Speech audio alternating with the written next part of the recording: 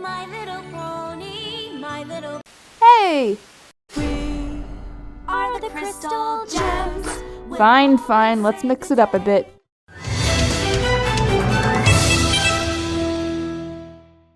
So let's change it up a bit and talk about this thing that is slowly taking over the internet, Steven Universe. Wow. I'm selling out just a bit, but I can still talk about things other than My Little Pony, guys. God, Karen, you are so stupid!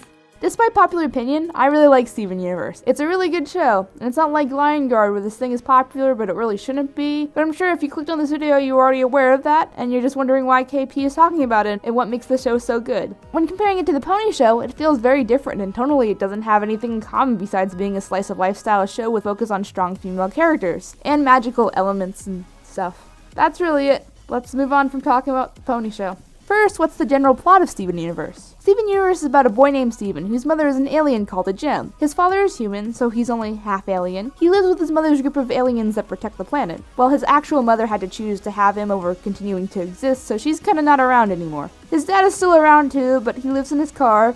He's kind of a loser, but he's a lovable loser. Are you in loser denial or something?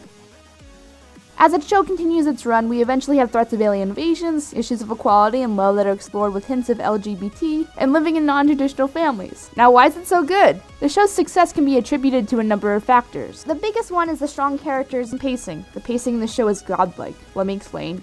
Remember Avatar: The Last Airbender? We had this thing called pacing. The show had whole episodes to explore characters in a way that was relaxed and felt natural, and episodes like this can make the audience do a whole 180 on what they thought a character is like. For example, Sokka's episode about finding a skill that he was good at and dealing with being a non-element bender both addresses this issue in a natural way and shows how the character reacts to this issue in a normal environment. See, when you're making friends naturally in real life and understanding personalities, you're not making friends in a world that is in danger let's be friends way. I mean, I don't know how normal people do that. Maybe they're spies. Oh, right. So having these breaks of character exploration in general makes your cast all the more stronger. That's one of the reasons the sequel to Avatar: Legend of Korra didn't really sell it to me. We didn't have all those character-focused episodes through the short seasons, so the characters didn't really work out sometimes, especially Mako.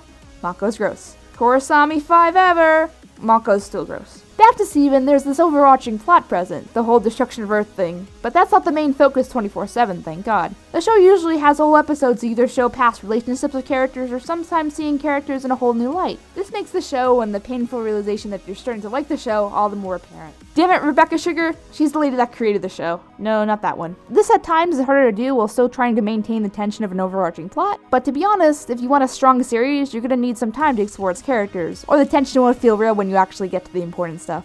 Cough, cough, Titanate, cough. The perfect marriage of these two themes is slowly finding out twists about certain characters, especially when the overarching plot is in motion. Remember this? Obi-Wan never told you what happened to your father.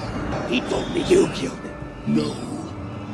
I am your father. This is the perfect example of that. It makes all your characters, mostly Luke and Vader, all the more compelling, and challenges everything you ever knew about these characters. Damn, sweet, we were out to value.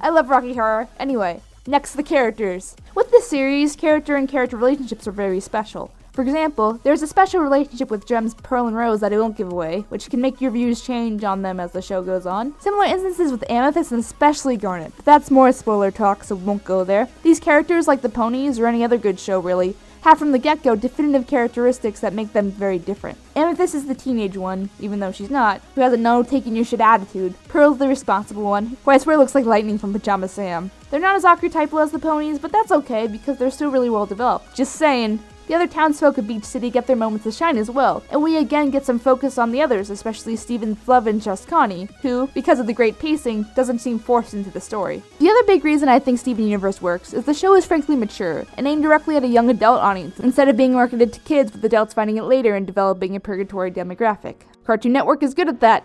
And mature as it is, it takes its time to give these characters character and explore identity and female relationships. Yay, Garnet! Everyone in the show is so gay. That all being said, and point number I don't know what number we're on. The lore of Steven Universe is also one of its strong suits, because like everything else, it's revealed over the course of the run. We treasure every piece of it. This also means that Steven Universe might face its natural end with the wrapping up of all this lore, kind of like Gravity Falls did. Then lastly, the show is made full of love and artistic vision. I mean, you can tell how much the creators put into it, from the background to the sharp contrasts of humor and drama present, to the love that the gems share with Steven, platonic love, mind you. Steven Universe is a great show, and you guys should all totally watch it. Just saying.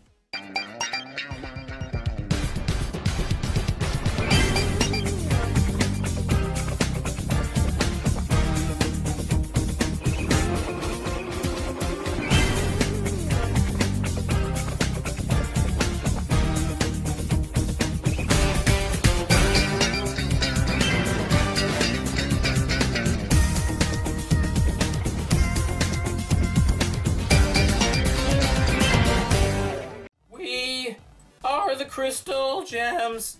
We'll always save the day.